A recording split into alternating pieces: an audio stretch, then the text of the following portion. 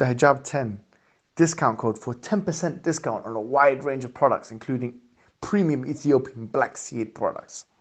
Assalamu alaikum wa rahmatullahi wa barakatuh. How are you guys doing? So last week I had a transgender individual as a guest for the 10th episode of the MH podcast. And there was a lot of coverage in terms of the issues that were raised. We spoke about different things from biology all the way through to religion. But one thing that came up, which I don't think got the treatment that it deserved in terms of speaking about it, was the idea of trans regret. Because when I went away and did my research and looked at some of the YouTube, videos that were made by individuals who regretted the decisions that they had made, I came across so many different videos.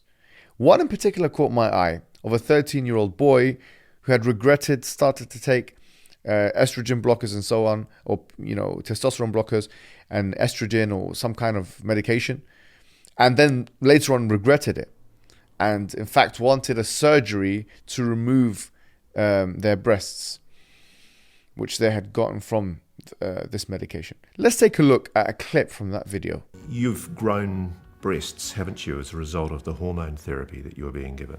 Yeah, so I just started developing like a girl would, and which was the thing that I wanted at that time, but now that's not so helpful. She's taking drastic action to have her young son's breasts surgically reduced. Ali wants to warn other parents what can go wrong when doctors misdiagnose a child as transgender. They were wrong to pigeonhole him so quickly.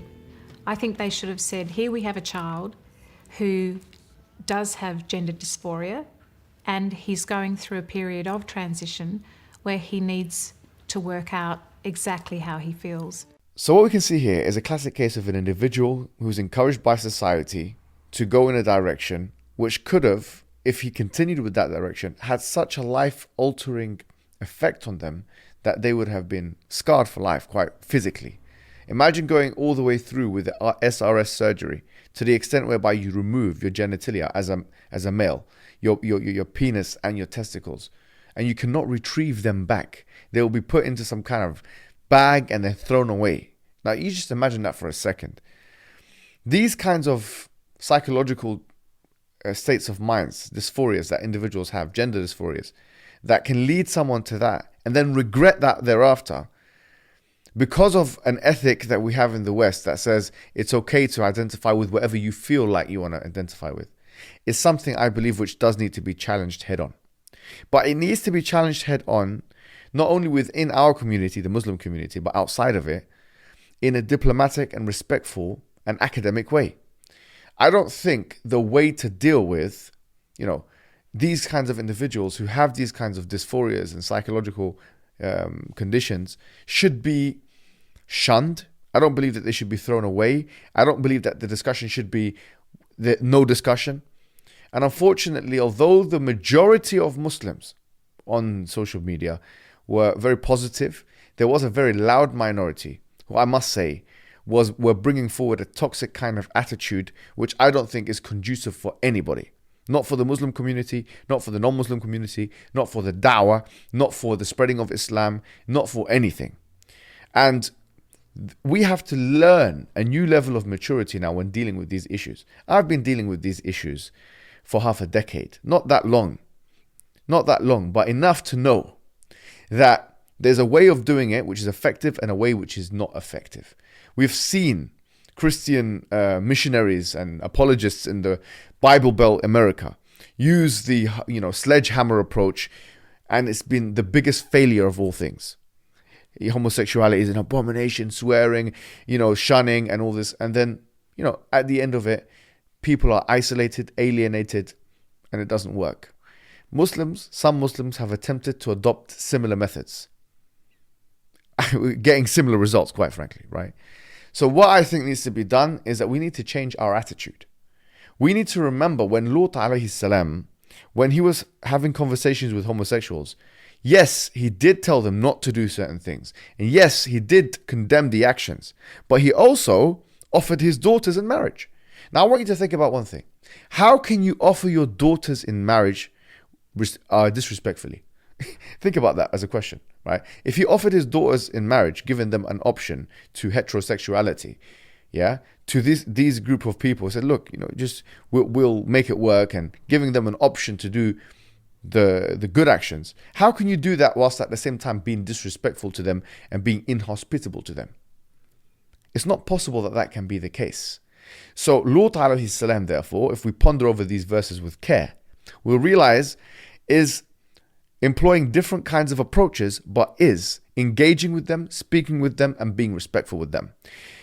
This minority of Muslim people who are on social media, not even happy with the fact that these discussions are taking place, quite frankly, you are part of the problem.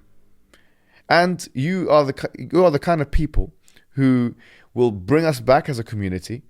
We will not be able to help members of our community with these issues, nor people outside of our communities with these issues. So what needs to happen is people just need to go back into their lanes. People need to realize that they may not be qualified, or experienced enough to talk about every issue. And you might find a transgender person disgusting. You might find that. But let me tell you something. There are people on the other side who find you disgusting, right? They look at your beard and they look at maybe a woman with a niqab, and they find that disgusting. And they will never engage with those people because those people to them are the alien. Therefore, they will never be able to influence those people.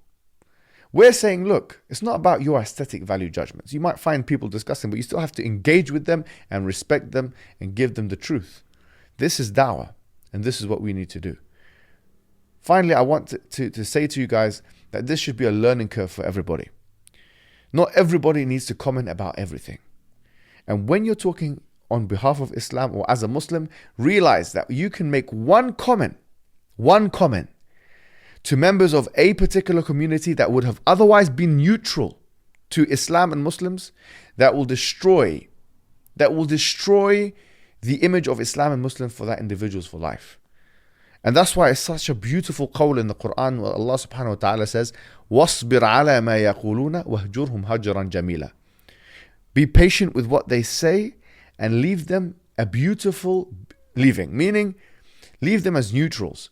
Don't leave people that could otherwise be receptive to the Islamic message, hating Islam because of the way you spoke to them or the way you've dealt with them, which is a completely un-Islamic way. Wassalamu alaikum wa rahmatullahi wa barakatuh.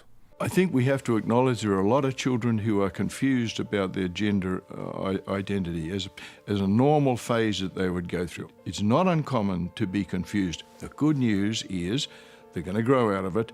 Don't mess them up.